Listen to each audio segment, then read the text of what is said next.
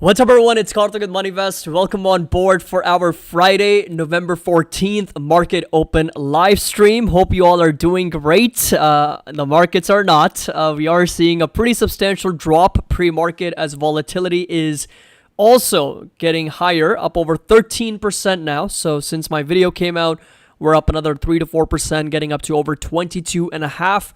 And again, if the audio in the video is good, just give me a thumbs up and we should be all good to go here. And yeah, I'm expecting quite a lot of people to join in this market open, as we can clearly see a pretty substantial sell-off across the board for a lot of stocks. And just yesterday, literally 24 hours ago, volatility was as low as 17. And so we were doing that poll, if you guys remember.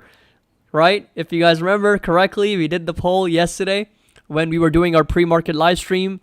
How many people are ready, cash ready, if the volatility were to spike tomorrow? How many people are ready to take advantage? And a lot of you guys said that we are ready. I think it was like less than 30% of people that were between 0 and 10% cash. And the rest, 70% of people were more than 10% in cash. And well, we didn't have to wait long. Long behold, 32% spike in volatility since 24 hours ago. We're getting up to over 22 now.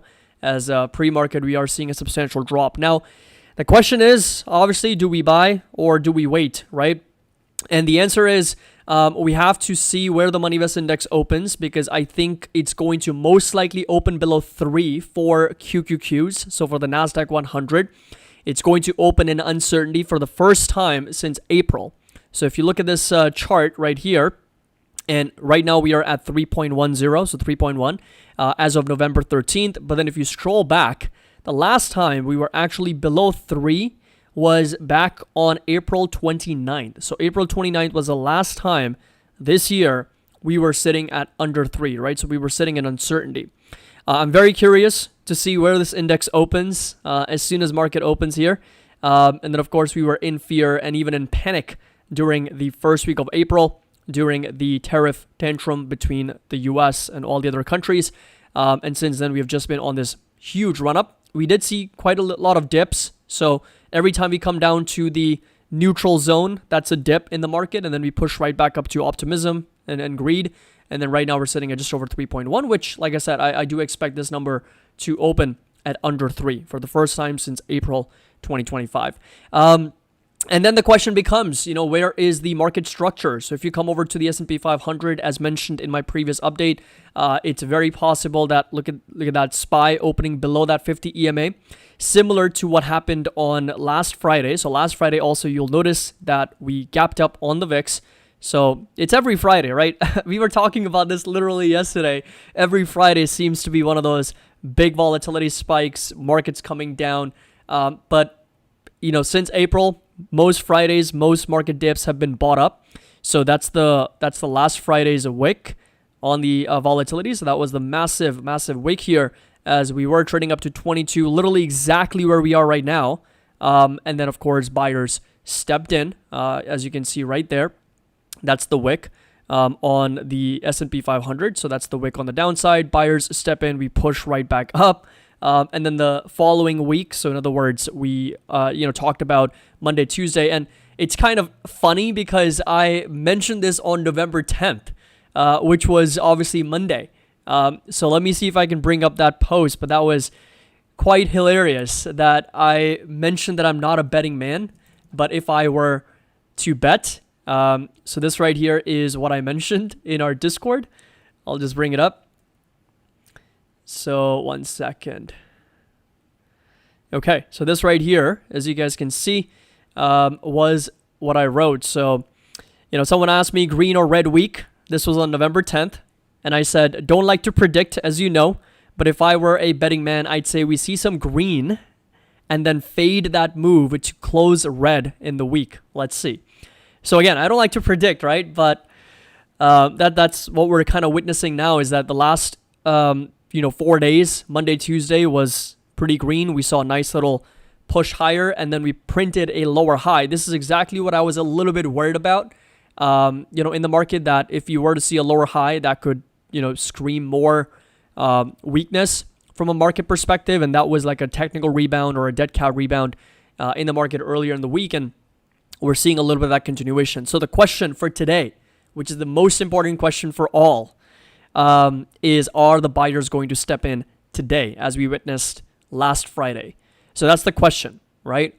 That's the most important question, is are the buyers going to step in once again today, and are we going to trade back above that 50 exponential moving average, or if we are going to see some further selling pressure? So that's where we are with this market, right? So QQQs, same thing. We are starting to trade down below that 50 EMA, and $605 is also what we talked about in our Discord as a very, very important level. In fact, I mentioned in the Discord, if you search party or parte, I mentioned this yesterday.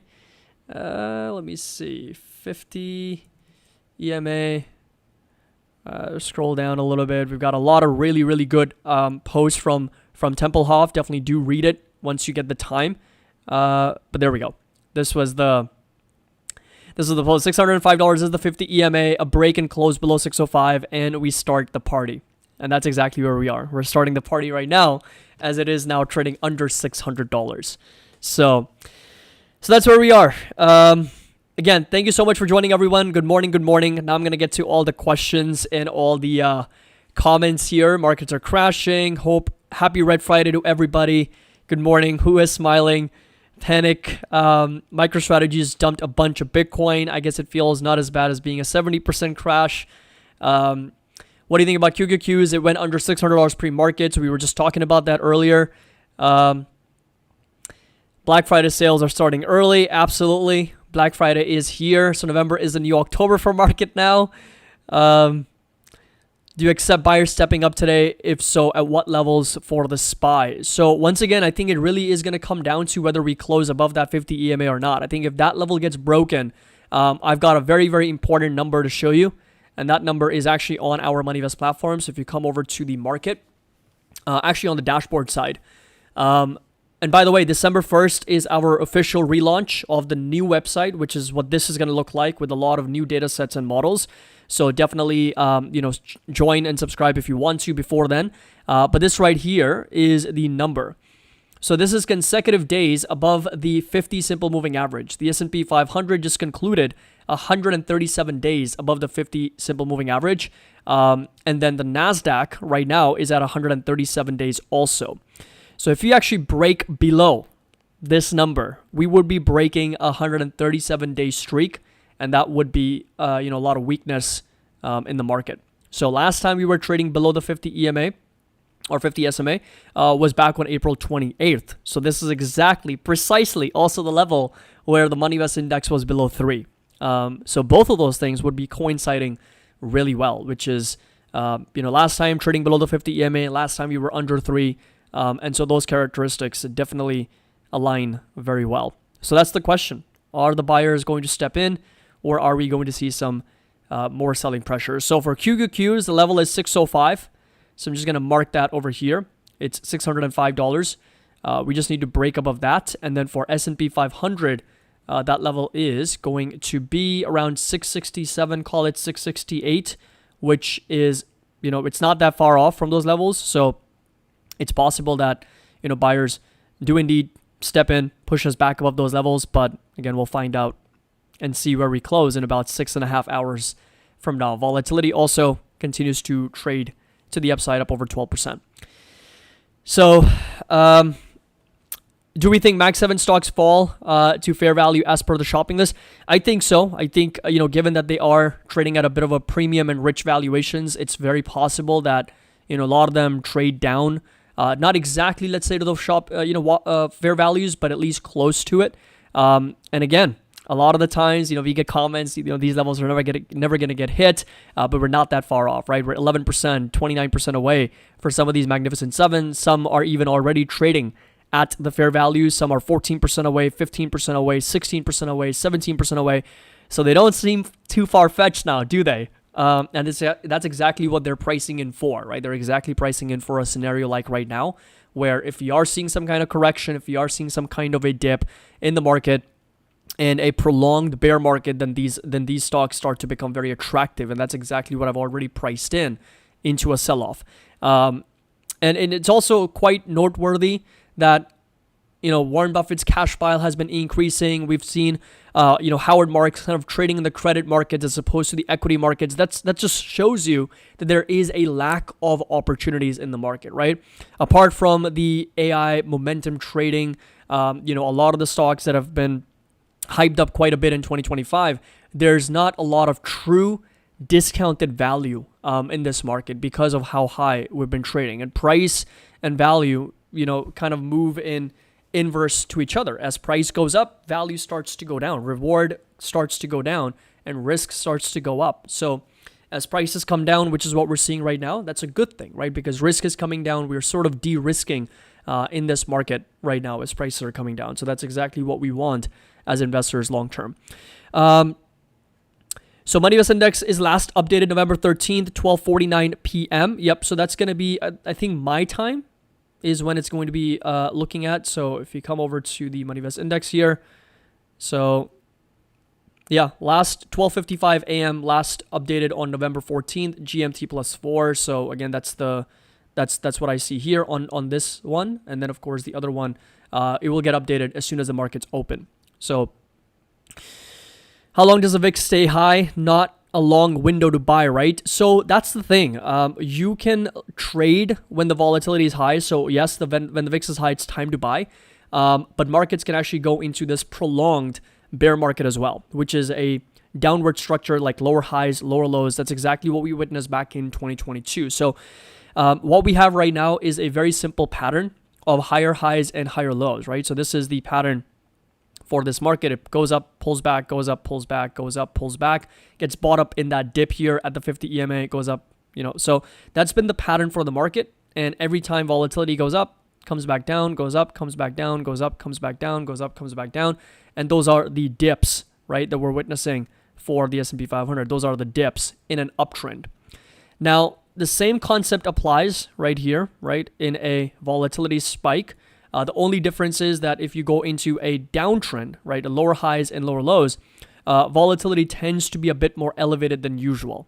So, this is the overall downtrend. Let me just bring up the different chart, which is more clear. S&P 500, if you scroll back a little bit,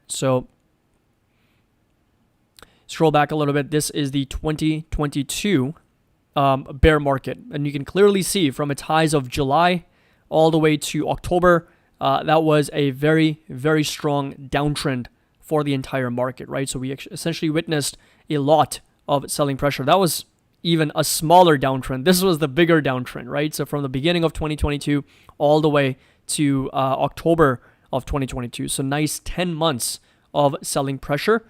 And of course, what we witnessed was a lower high and lower low pattern. And this is exactly what, is what the market doesn't want to see, right? This is the downward pattern of weakness for the overall market structure. And what happens during that time for volatility is exactly what you would expect. It is trading at a bit of an elevated level. So this is all of 2022.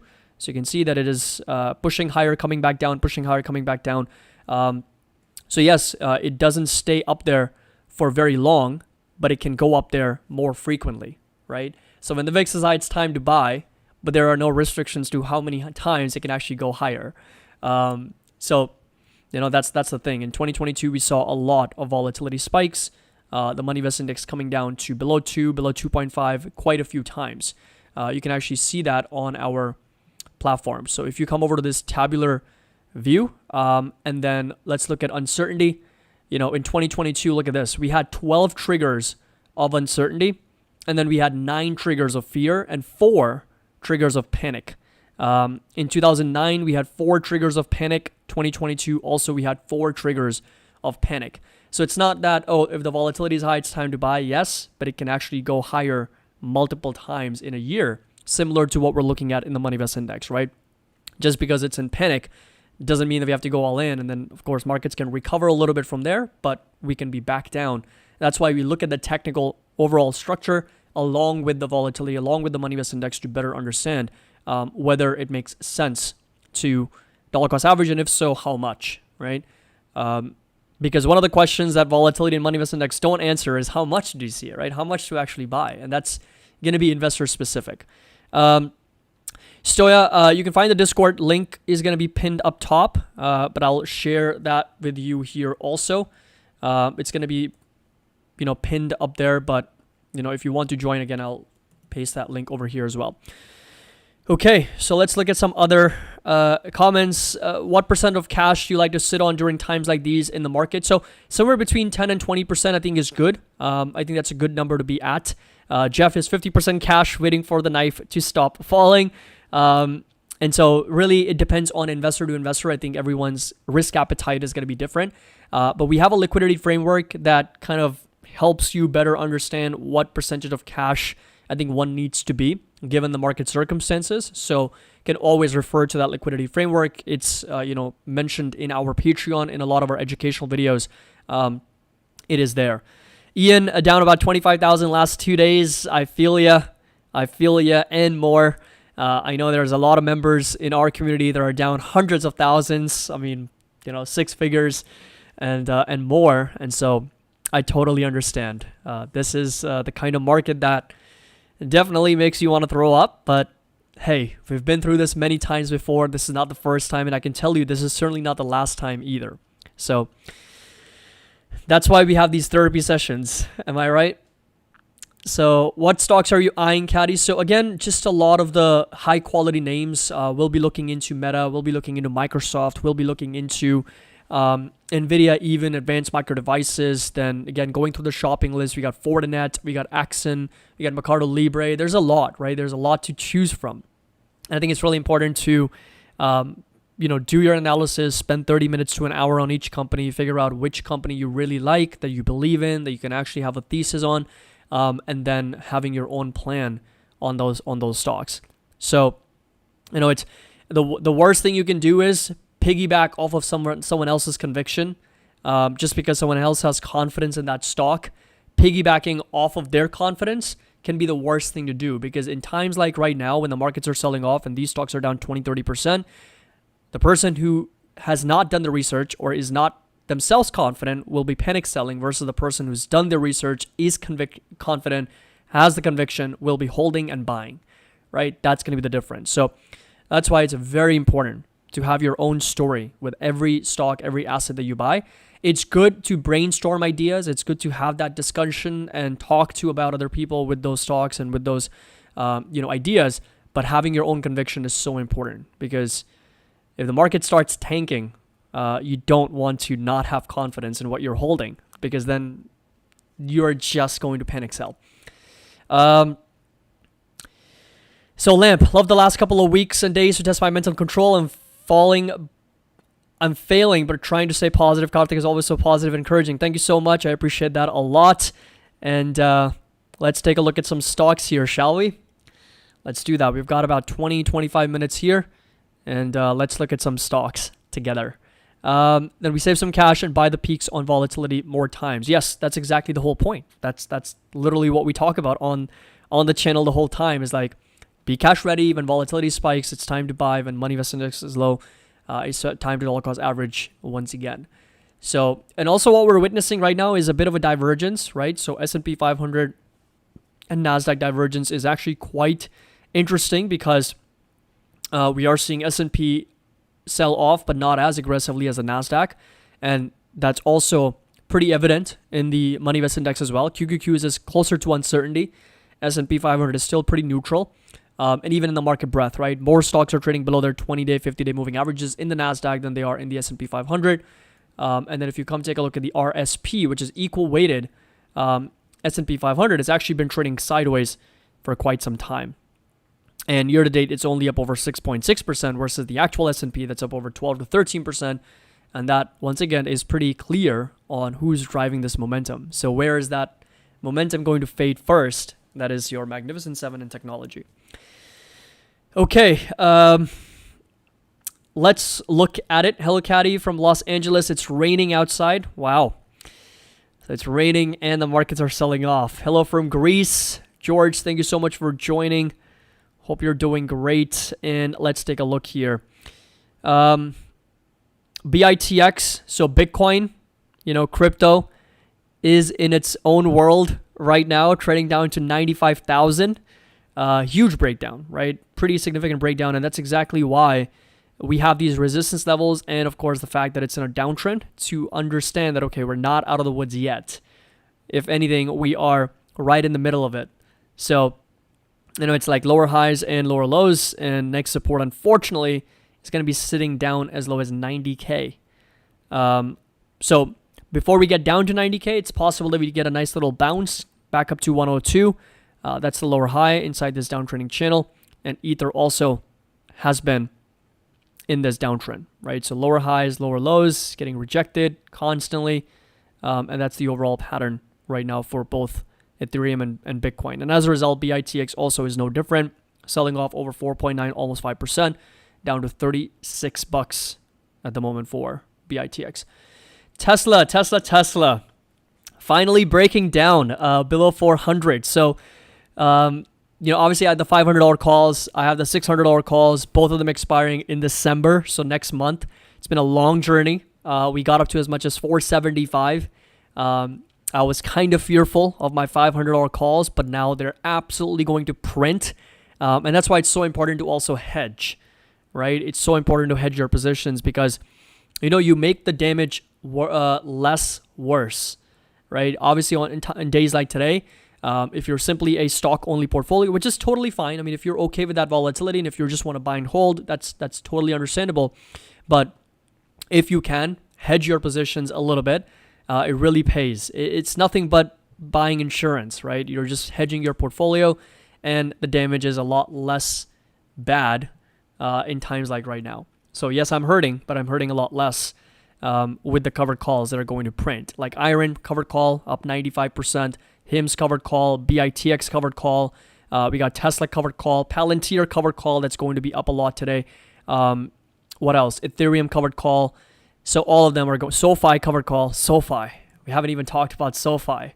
I have a $25 strike, and I am very close to being back out of the money. But it's up, obviously trading up to $27, but it's down almost 4%. But those are going to be printing a lot, right? So it's important to have that also as part of your, your strategy to try to hedge your position a little bit. Okay, so BITX covered, Tesla covered, SoFi covered. Let's go over to Rubrik for Vault very quickly. So let's take a look at this stock here. RBRK down another 4%. Lower highs, lower lows getting rejected here in and around these resistance levels at $76. I would put down the next support down here at close to $63, $64. So that right there is going to be that support level to watch for Rubrik. Want to buy Meta or Oracle, but not able to decide. Help me. So Meta, I feel like is better value for money. Oracle, I would be looking into it as well, for sure. It's down another 2%, 212. It's been selling off aggressively. If you watched my earlier video, we talked about the cost of insuring against an Oracle default has also been going up. That is quite interesting because you don't see that very often, right? I mean, a blue chip company like Oracle, and people are actually hedging against a default on Oracle's bonds, corporate bonds, and that is quite an interesting trade. And that's all coming on the back of some overcommitments on artificial intelligence expenditures and AI investments and whatnot.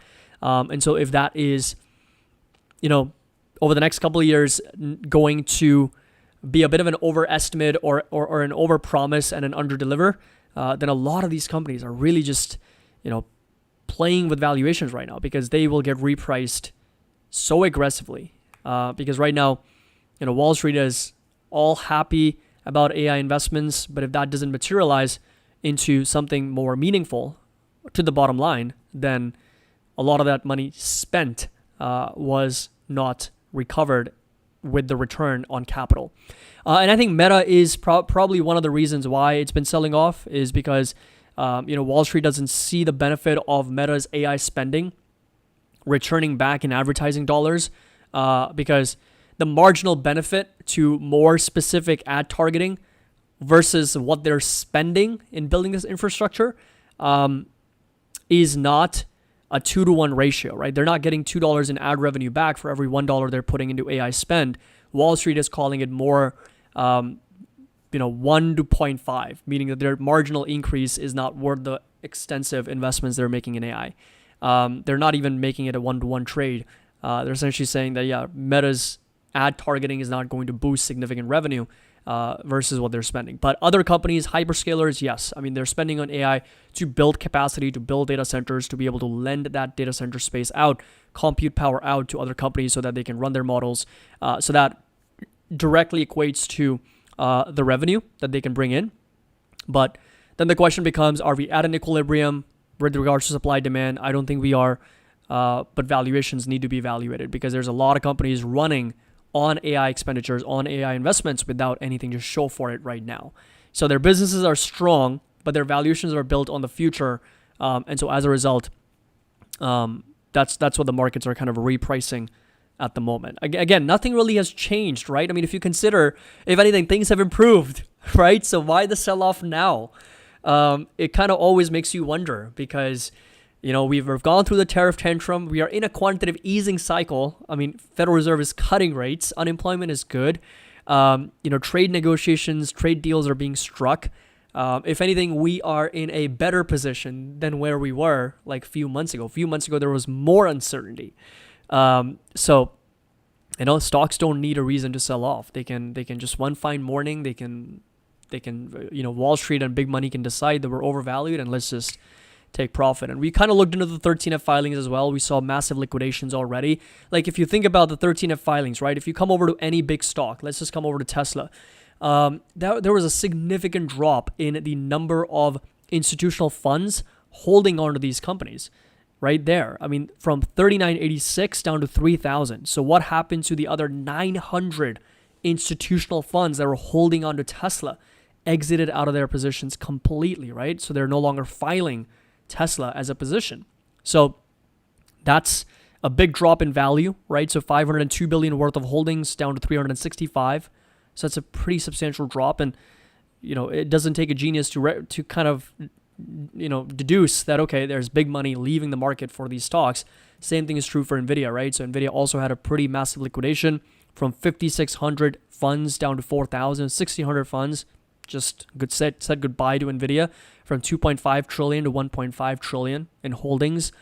Same thing happened with Palantir. So third quarter was indeed a pretty big quarter of liquidations for a lot of these stocks for institutional funds. 2780 down to 2123. Right, massive drop. If you kind of look at percentages, we're seeing a 30 to 35% drop in number of funds holding on to these stocks. So that is a pretty big deal. So it could be Epstein files too. Yeah, I mean, but the market doesn't care a lot about that. I think it's going to be more so around valuations. We were stretched and just taking profits. That's what it is. When Wall Street has a great year, they want to take profits to book those profits and then show them in their presentations. Oh, look, we're up 27% for the year. We had our best winner in Palantir, NVIDIA. We locked in profits in Q3. Invest with us. So, but the good thing is that us retail investors that have a longer term horizon, longer term vision, can continue to dollar cost average for great stocks at great prices because this cycle always repeats itself, right? Market is nothing but a pendulum swinging from overbought to oversold, from greedy to panic, and that just keeps on swinging. That's, human psychology. It's always going to happen that way. Nothing's going to change that. So, okay, enough chit chat, enough me going on a tangent. I don't even know what question I was trying to answer. But let's just come back. Yeah, it was about Meta and Oracle. Wow, I really went on for some time there. Okay. Investors are more fearing about the default as well. Meta under $600. 590 is going to be that support level to watch. CDS are surging as well. Yep, credit default swaps. I have Google $230 strike, covered call March 20th, 2026 expiration. In these times, what should be done? Roll up and out or try and exit at less loss. Cost base is way too low, like 2 digits. Wow. So these are my long-term lots. If you've got an incredible cost basis on a stock and if it's a long-term company that you're planning to hold, rule number 1, obviously don't sell covered calls because otherwise you'll get stuck. But with this one, I think you have time. You've got 6 months, 5 months, and see how Google trades over the next few months here, and then make a decision. Ideally, when you're already in the money, you should be, considering to roll right after you get in the money. But I would say maybe give it a few more weeks, maybe a couple more months, and see where Google ends up trading. 230. Yes, it's kind of challenging for Google to be back out of the money, but never say never, right? 16% drop, very much possible if market decides to take a further dump, down to those levels. So no end of the year bonus for Wall Street. Well, if anything, there is going to be an end of year bonus because they are realizing profit now. They're just like ringing the register and they're taking profits. Yeah, we're looking forward to your buy alerts on Discord. Absolutely. So those 5 metrics: MoneyVest index, volatility, market threshold, market breadth, and RSI momentum. If a lot of those get hit, then we are ready to dollar cost average and start buying into this market. Opinion CoreVive. Let's take a look. So, CoreVive, I know there's been a lot of interest in this stock, but as we were talking about as a word of caution yesterday during our live stream, just be very careful. The markets can give you and take at the same time. Like, they can be very generous, but they can be very brutal very quickly. So next support for CoreVive is going to be all the way down here at $64, $65. And then we've got a resistance up to $84, $85 for CoreVive. So that's going to be that resistance there. Okay, NVIDIA earnings is the only thing saving this market. I know. It's once again coming down to NVIDIA. It's like every time NVIDIA's like, why do I have to clean up all the mess? Every single time. But earnings are going to be next week. So Wednesday, October 19th. Let's be ready in about 5 days. And then we'll see what happens. Please continue with the tangents. That's where the golden nuggets of information come out. Yeah, I know, right?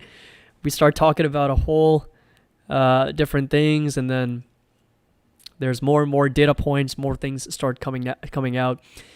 I do not have a position in Microsoft. What is a good price in this downtrend to start a position? So Microsoft, I really like in the low 500s, which is already here. 498 is where it's at. We've got a pretty strong support down as low as 494, 495.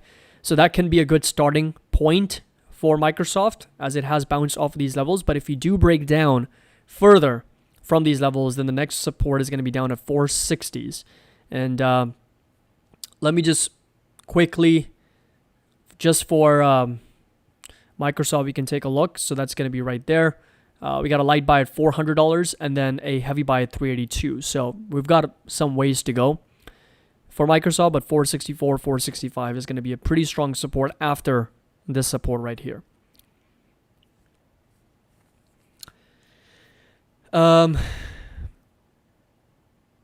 do you think they're taking profits or just straight up shorting left and right? So that, we won't find out if they are until the next 13F filings, but you can clearly see, like, if they were shorting, it would still be part of the filing, right? It would still be part of their actual filing, but it's not, right? So that simply means that they're exiting, right? So if you come over to Q3, and if you compare this to second quarter, right? All we're doing here is we're taking third quarter 2025, comparing it to second quarter 2025. And then if you sort this by change, you can see a lot of these this is Sovereign Wealth Fund, the Norgay Bank, exiting out of their position completely. And this is Palantir, right?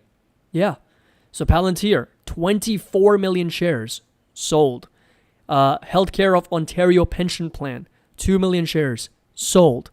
IMC Chicago LLC, Defender Capital, Rocos Capital, Kessler Investment Group. We got Mapeline, Cloud Alpha, all exiting positions, right? So if they were shorting, it would actually be listed as a position in their 13F filings, but it's not. So they're exiting their positions. Like, this is a lot of, but then of course you also have funds adding to their positions. So if you sort this by new, but the people that are exiting versus the people that are buying, I mean, it's night and day.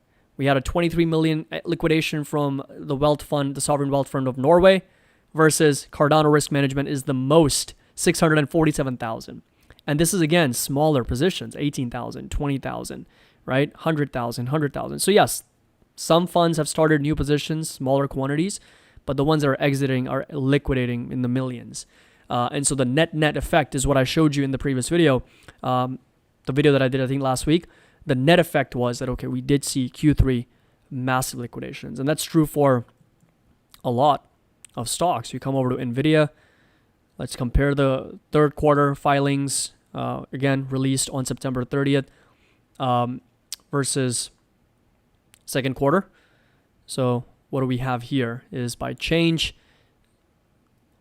See, the wealth fund of the sovereign wealth fund of Norway, 325 million shares.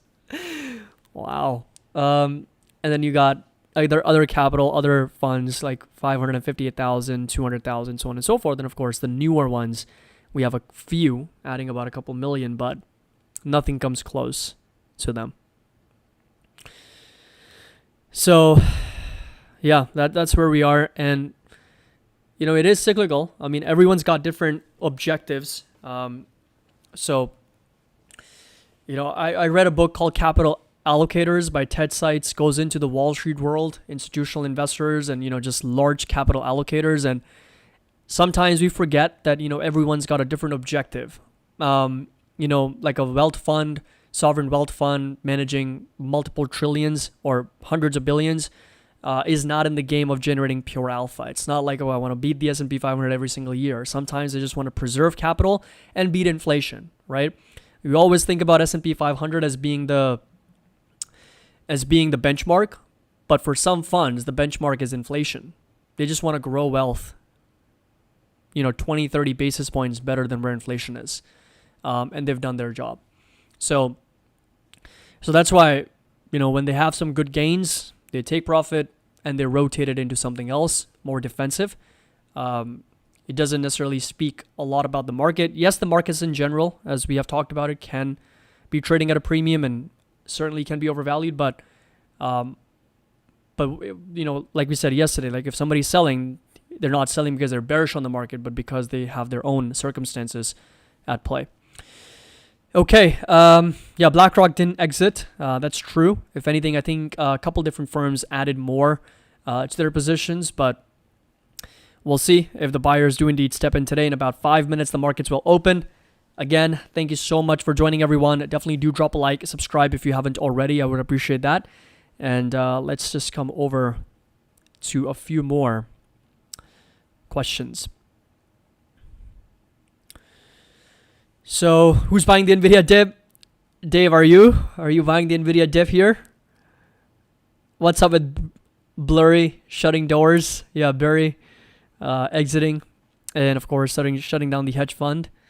What is the quick recap for today? What happened today? What will happen today, George? The answer to all questions is I don't know. We don't know. So that's what we've been talking about for the last like 40 minutes or so, is that nobody has any clue. I'm just kidding.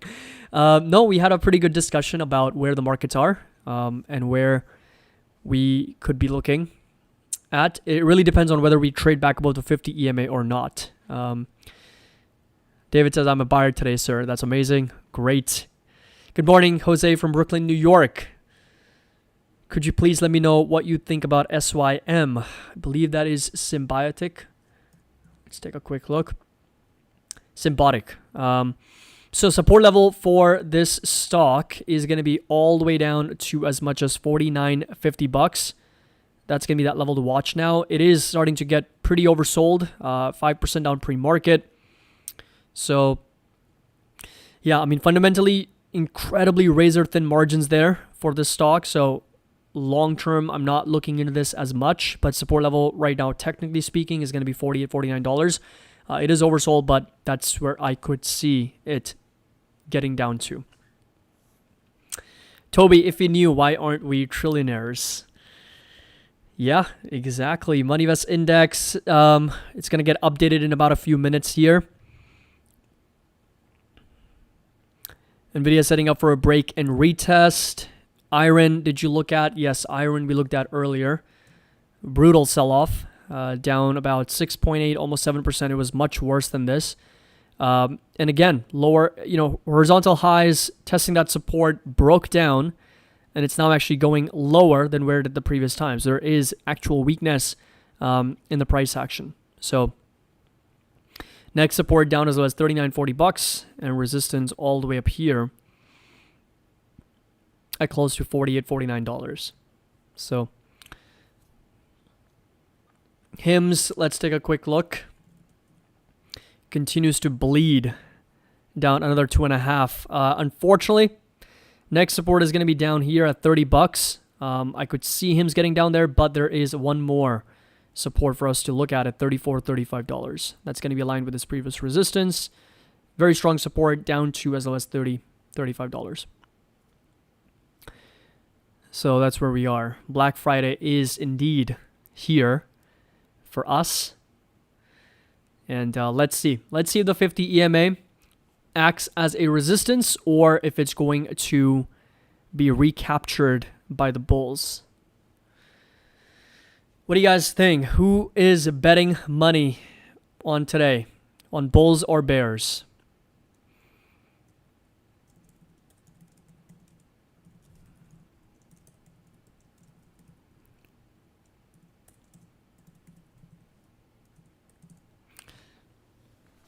So who will win today?